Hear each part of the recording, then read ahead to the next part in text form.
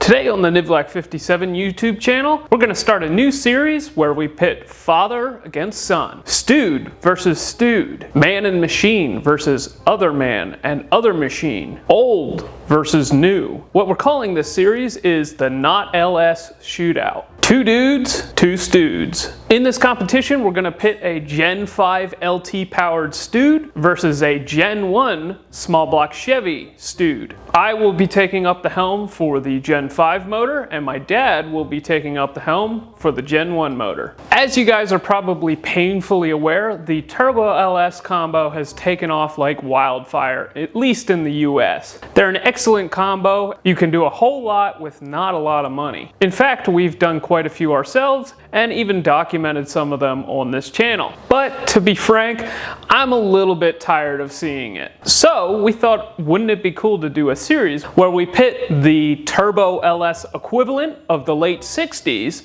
versus the Turbo LS of the future, and run them against each other in a best of 3 drag racing challenge. So let's get started with new car.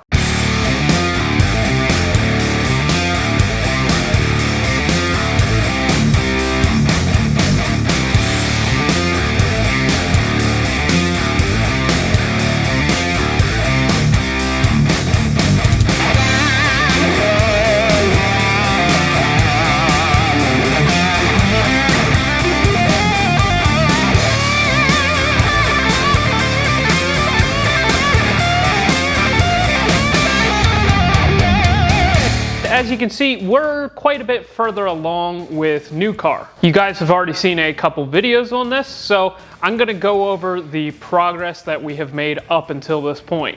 As you guys saw in the last video, we just got the LS7 intake installed. We have started to make the turbo kit.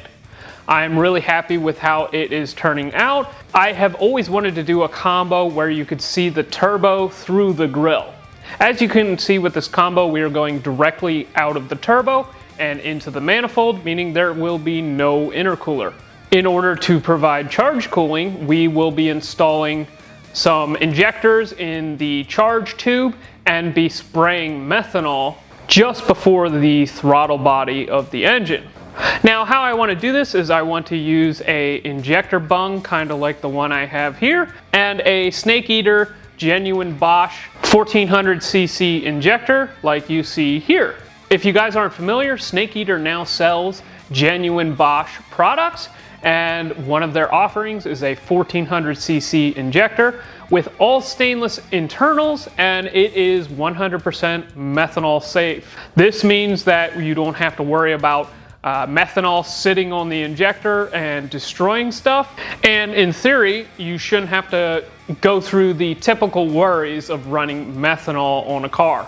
The last thing that I want to talk about on the turbo setup is you may notice some odd piping coming off of the wastegates.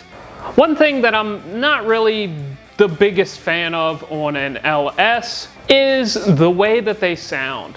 They sound pretty good, but I really think they could use some improvement. If you guys are familiar with Tom Nelson at Nelson Racing Engines, he highly recommends something called a Z pipe.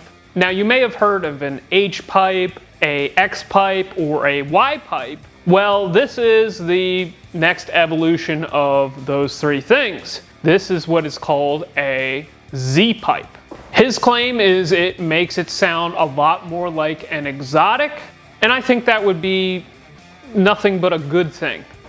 The next thing that we need to talk about on this car is the wiring. As you can see, the wiring on this car really needed some help. This car has gone through quite a few evolutions. It's had a whole bunch of different engine combos, and frankly, it just needs to be completely ripped out and redone. That being said, the original wiring in the car really isn't very fantastic either. In the entire car, there are 2 fuses in the entire chassis. It really is kind of baffling, and when I first saw it, I was like, wait, where's the fuse box? I mean, what if one of them blew? How would you diagnose what went wrong? Well, I guess it could be the headlights, or the horn, or the turn signals, or the parking lights, or the tail lights, or the heater, and the list goes on and on. Frankly, it's amazing that they didn't have problems with that. Of course, who knows, maybe they did. One last thing I want to talk about on new car is the drivetrain. Now, in the previous episode, I mentioned that I wanted to do a 4L80E on the car, and I changed my mind. After looking at a lot of the classes in a lot of the drag and drive events that I'd like to participate in, it became pretty clear that if you're running an automatic behind a V8, you need to be going consistent 850s or faster to really be competitive in any class. I wasn't really a big fan of trying to chase this, especially with a stock bottom end LT. Sure, it might be possible, but I don't want to have issues with this thing, and if I can make a little less horsepower and maybe go a little bit slower, that would be preferred. Therefore, I decided I'm going to put a stick shift in this thing. I have never personally raced a stick shift car, but I daily drove one for a very long time. I very much enjoy the experience, so there's going to be a lot to learn there. Also, it sort of levels the playing field between old car and new car, since both of them will be getting 4 speeds, and I'm just generally excited to try it.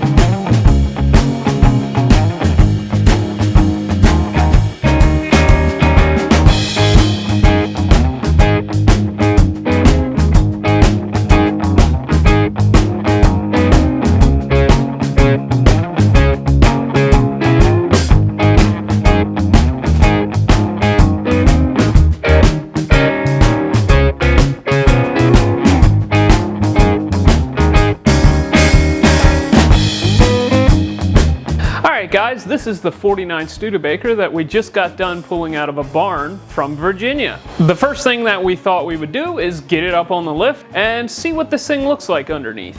First off, I want to show off the rotary style shocks in the rear. Those definitely aren't going to work for our purposes. It's kind of neat to see how things were done back in the day. Moving forward, you can see that this thing has a bit of an odd front suspension for a Studebaker. In fact, this was the last year for a transverse leaf spring. Literally the next year, they introduced their coil spring front suspension, and that ran until their demise in the 60s. This thing is such a time capsule. You can tell that it was probably restored in the 80s, and somebody swapped a Iron Duke Saginaw transmission and a Chevy 10 bolt from a Vega into this thing, and that was probably done to give it a little bit more power and make it a little bit more reliable.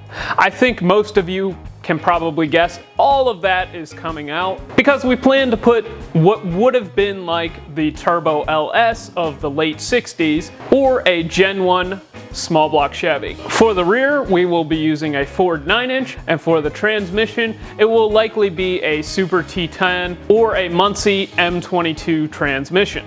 But you're gonna have to get subscribed so that you can see future updates on this car. They will be coming very soon. And with that, I wanna thank everybody for watching. Leave a like, leave a comment, maybe hit the join button down below if you'd like to support us more, and also consider buying a t-shirt at the link in the description. All right, guys, leave your comments below. Which one's gonna win? See you in the next one.